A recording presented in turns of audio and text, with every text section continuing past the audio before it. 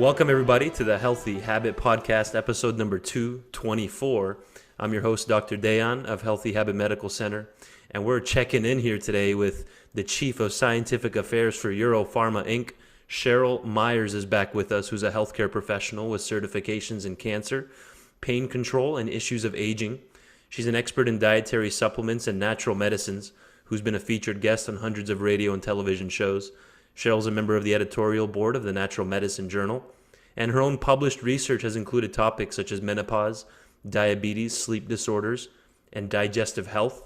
Last time we talked with Cheryl, it was over at episode 194, where we talked curcumin, nature's answer to chronic disease, and we covered turmeric, curcumin BCM 95, why it's so effective for different types of health issues, even liver and mental health support compared to acetaminophen. We covered all that and more on episode 194. I suggest you go check that one out. Cheryl, welcome back. It is always a pleasure to be here.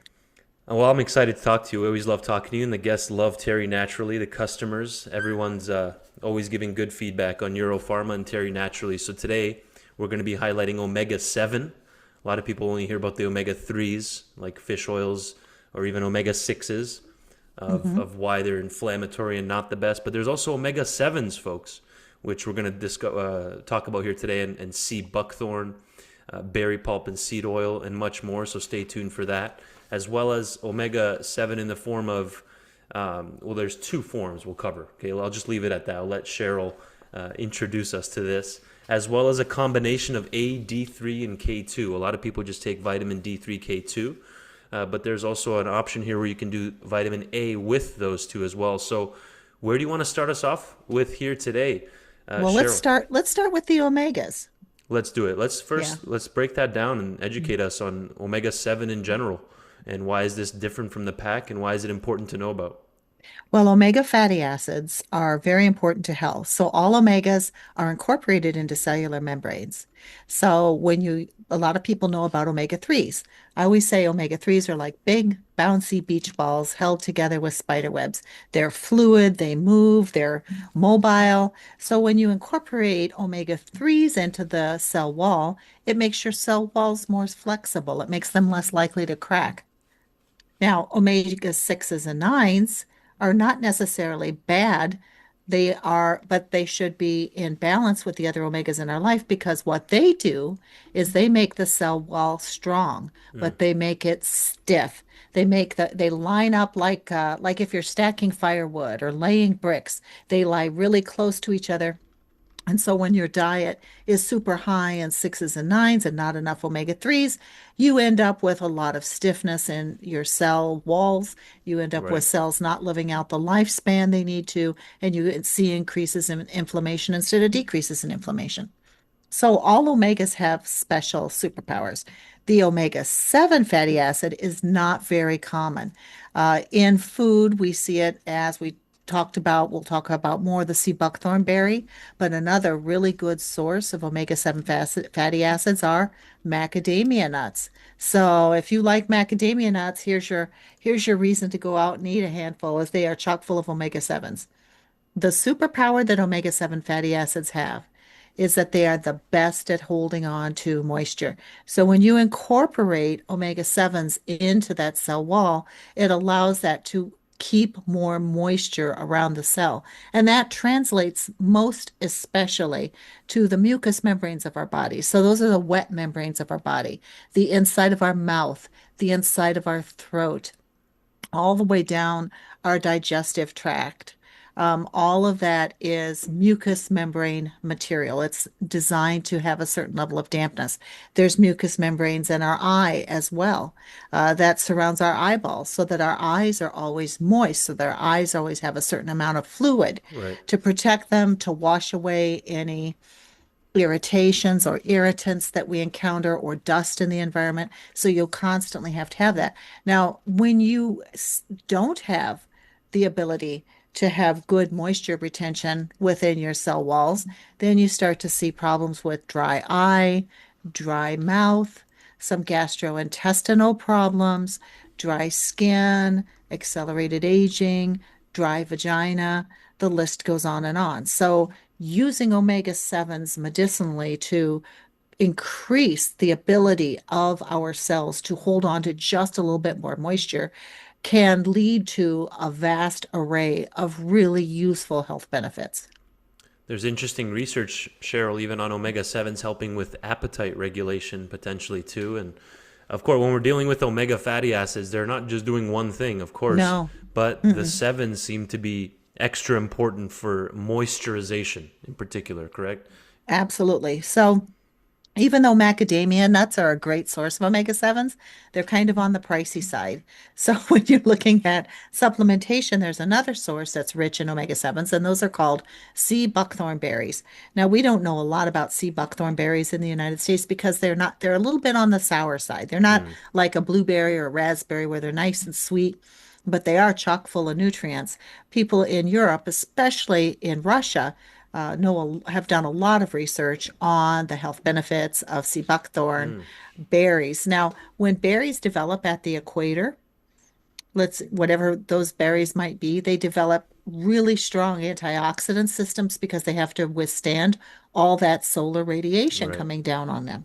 But when berries are northern berries, when they're growing in Scandinavia and Russia and Finland is a great source for sea buckthorn, those places are really cold. Those berries don't have to protect themselves from very much sunshine. They have to protect themselves from freezing. And one of the ways to do that is to have more of like an oily nature to the berry. That's why I think that it's just a beautiful win-win that these oils, these omega-7s within the berry can be so beneficial when we use them for our own health. But there are some caveats. So um, a lot of times, as I said, in Europe, they use sea buckthorn berries as the basics for certain kinds of health drinks and such. Right. But there's two ways to harvest sea buckthorn berries. One is with a machine, and that's the fastest and cheapest. But the way they do it, they grow on a bush, and they call them buckthorn for a reason because if you can see my fingers, the berries kind of sit in amongst a little nest of prickly parts. So what they do is they break a branch, they grow on like a shrub. They break the branch off the shrub, Hmm. freeze it, and then the machine shakes it, and all of the frozen berries fall off. So that's mechanical harvesting. Interesting. But if you've ever had a fresh strawberry versus a frozen strawberry that's been defrosted, you will know that a great deal of change happens if you freeze a berry. And by freezing them, they rupture a lot of the cell membranes. They reduce their antioxidant potential and leave them open to deteriorating some of the other nutrients within the berry as well. So I think that when we look at some of the clinical studies on the premium sea buckthorn berries, it's always Interesting. hand harvested so that you're not, well, first, it's more sustainable. You're not breaking a Right. branch off of the shrub, but it's also the berries are never frozen. There comes a point, where they might undergo a freeze drying process, which is very, very different. And there's different nutrients in the sea buckthorn seed versus the sea buckthorn pulp, which is why we do two extractions with our omega-7 product, one to pull from the pulp, one to pull from the seed, and then they are reblended back together in a specific ratio. Interesting. What a great breakdown. And so I'm about to do a screen share here on the clinically studied omega 7 SB-150, but Hmm. there's also the dry eye relief, which will pull up both of those, both Okay. containing sea buckthorn oil. The SB-150 will show the differences between the two formulas. And this combines the pulp, the sea Hmm. buckthorn pulp, which is exactly what contains the omega 7, as Cheryl was just explaining. Only the pulp contains that, correct? Correct. And then the seed, and there are sea buckthorn seed oils on the market, but people don't understand there's no omega-7s in them. There's Gotcha. some other healthy nutrients, but there's no omega-7s. Like the 3, 6, and 9s. It looks like in Yeah. in the oil itself, and then that's giving you four different types of omegas in one product. So not many products offer that.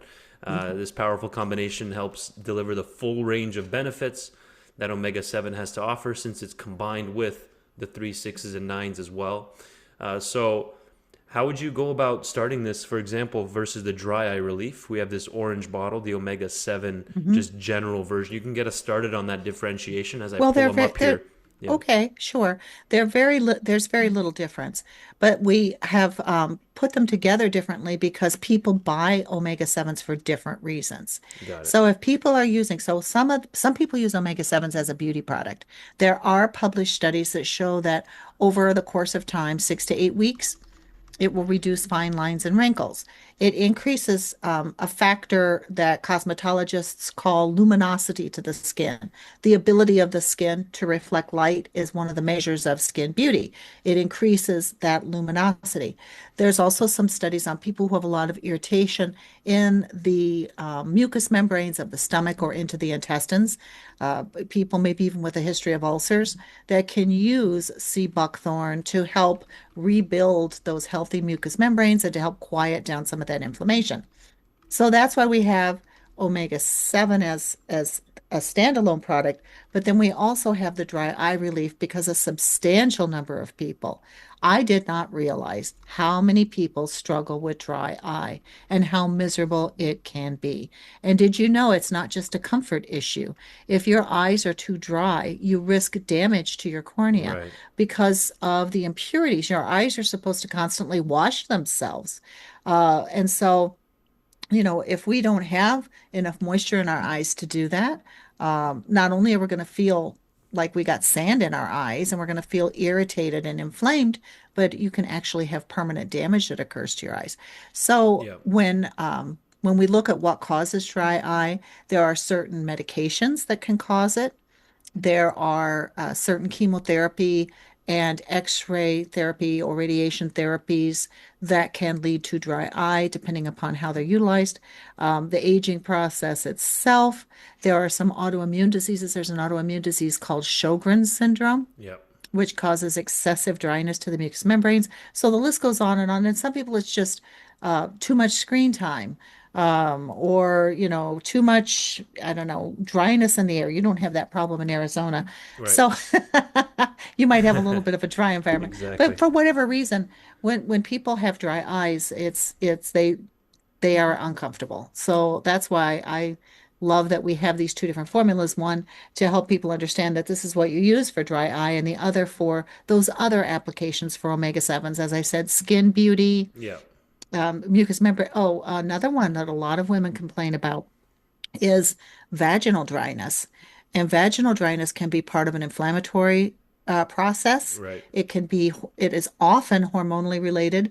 More women struggle with vaginal dryness after menopause than before, but there's lots and lots of contributing factors. And one of the studies that was done on our omega 7 was, I think it was a 6 week study. It could have been eight, but I think it was a 6 week study looking at improving moisture in the vaginal tissue and reducing those inflammatory markers. So, a lot of different ways.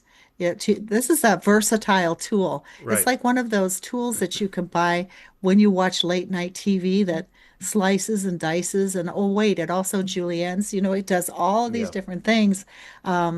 Depending on what you need. But it's amazing how much relief you can give people if you can help rebuild their mucous membranes and help them retain their moisture better. And that's a really important factor for regulating acne and acne scars, Cheryl, too. A lot of people I've read have had amazing results with sea buckthorn for their skin health. And there's tons of research on improving skin moisture, hydration overall, but also like anti acne, helping to Mhm. regulate that and keep things Yes, smoothed out. So, creating that healthy environment for your skin. yeah. Yeah, so the same formula when you technically like the ingredient list, Hmm. but this one helps you to target the dry eye relief Right, specifically, which a lot of correct. people are dealing with. We have an entire eye section here at Hmm. Healthy Habit with different drops and other products like that. So, specific for the eyes, just target this product that allows you to be focused. And then here, overall, for hydration, Right. moisturization, head to toe, and much more. This is again SB-150. Can you explain that? That's just a very specific clinically studied version of sea Yes. buckthorn. Absolutely. So, as I said, there's different nutrients. There's a different nutrient array in the pulp of the berry, the squishy parts of the berry, Right. versus the seed of the berry. And so this is not a single extract. These are two extractions. So we extract the compounds we want from the pulp and from the seed, and then we put them back together in a specific ratio. That's why we designated SB-150 is to differentiate it from people that are just selling sea buckthorn oil Yeah. or sea buckthorn seed oil. These are two extractions put back together. And the I believe that when I look at the clinical studies that have been done on sea buckthorn, the one that's a two extraction versus one seems to be the one that gets the most research. Got it. And for those of you that want to go deeper, you can even just Google sea buckthorn and then health scholar and just read all about sea buckthorn. It's very well studied. Contains Hmm. many nutritive active components like vitamins, carotenoids, polyphenols, fatty acids, which we just covered with the omega 7. Hmm. Well, the three sixes and nines too in the different part of the plant, Yes. but phytosterols as well. Yep, absolutely. The heavy lifter here though is the omega 7s because it's just a little sprinkling of the other omegas. Okay. Like I would never use sea buckthorn as my sole source of omega 3s, for Right. example. Oh, okay. They're just, but they are nice. They're the sprinkles on the donut, so to speak.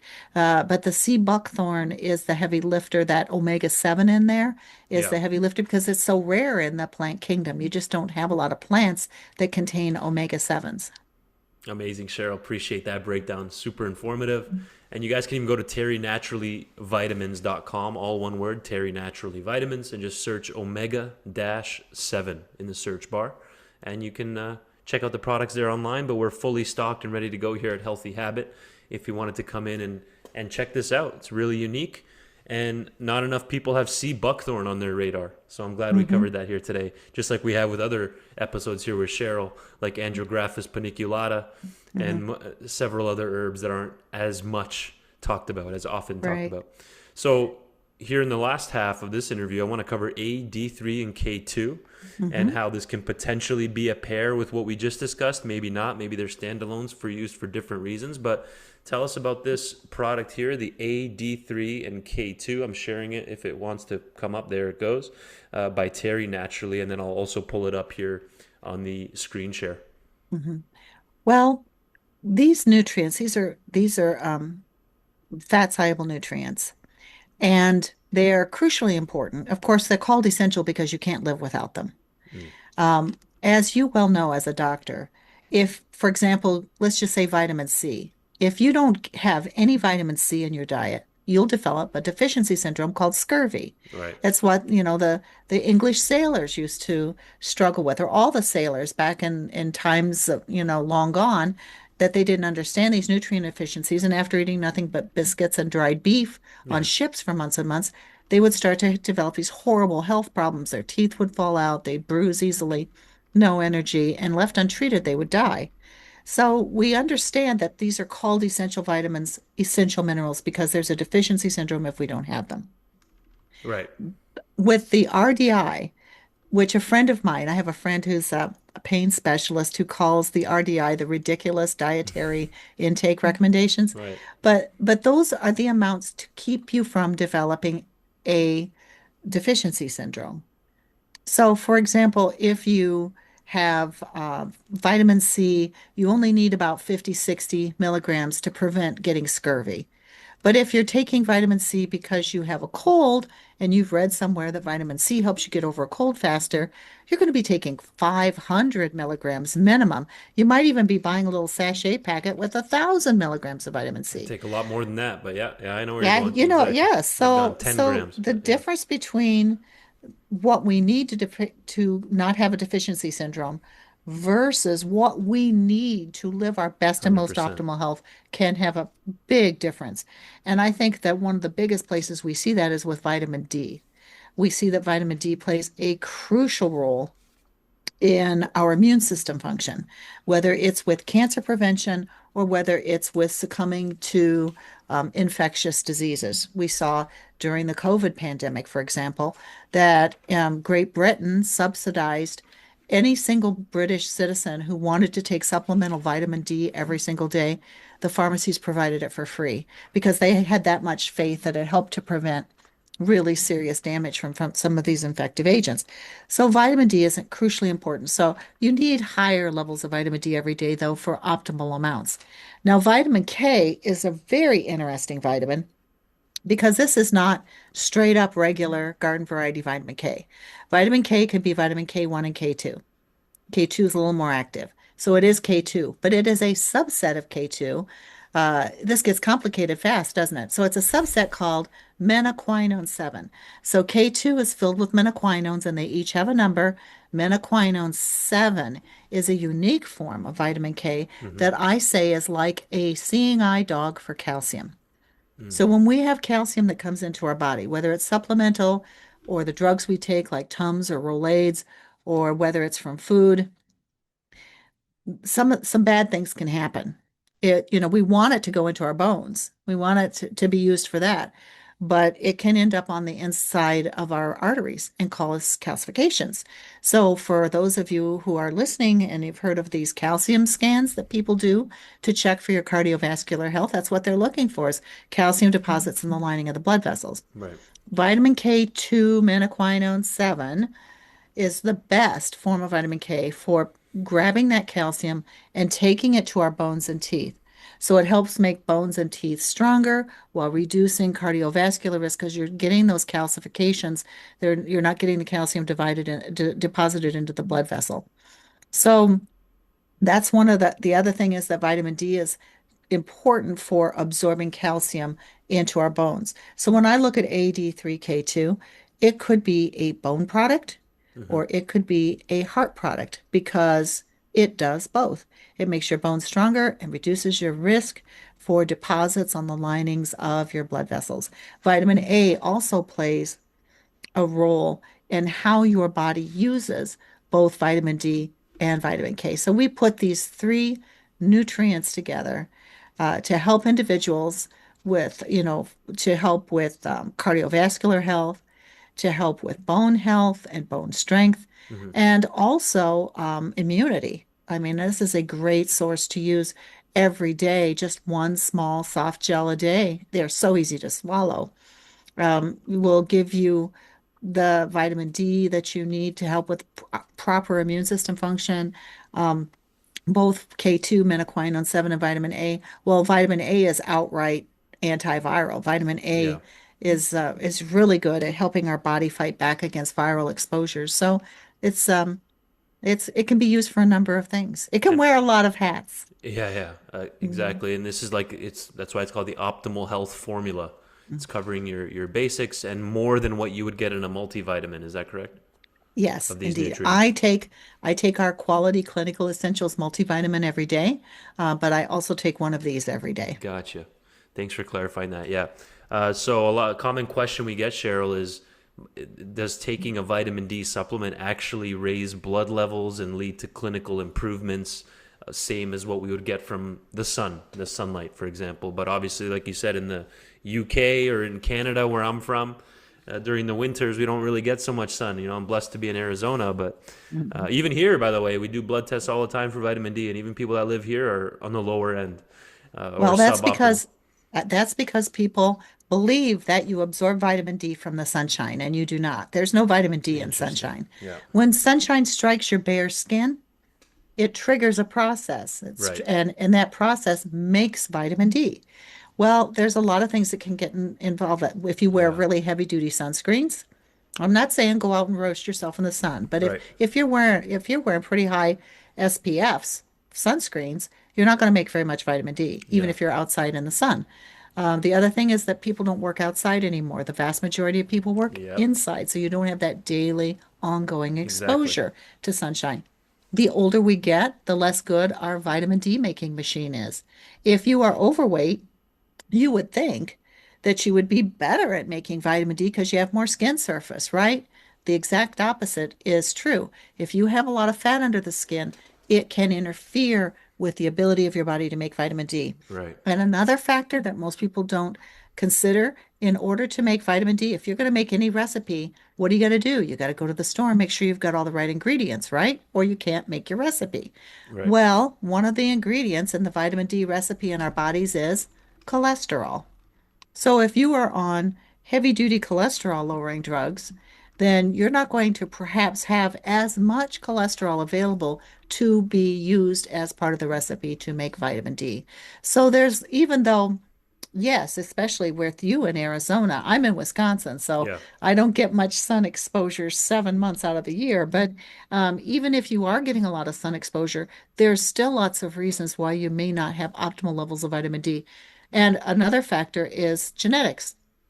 Some people are just fantastic at utilizing vitamin D. Yeah. Some people have some impediments. It doesn't mean you're abnormal, it just means you're not quite as efficient. And so you might have to work a little harder to get those vitamin D levels where you need them to be. Couldn't have said it better myself. And that brings us pretty much to the end of our segment. We need like an hour together, Cheryl. I feel I like we're just know. getting warmed up, but that's okay. We're doing just quick check ins to keep our customers and patients in the loop with what's going on at Terry Naturally and what options are available. If you've been using this product before, just make sure you understand it's a new look formula now. Same color basis, but we got the new and upgraded looking box or bottle, if you will. And again, vitamin A, D3, and K2.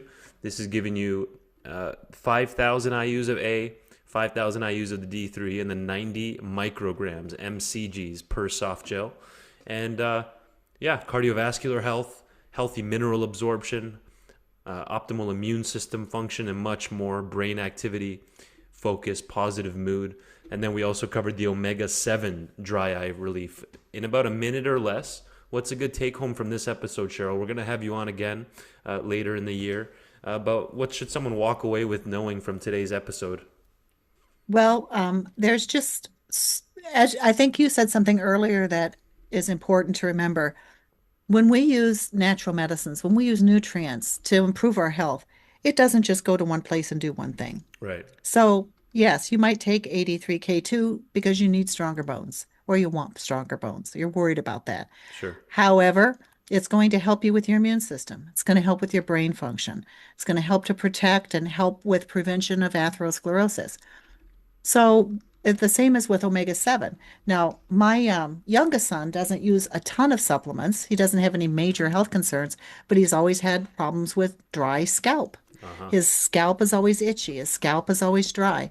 If he takes his omega-7, that goes away. So it's one of those things is that, a postmenopausal woman can use it for one application.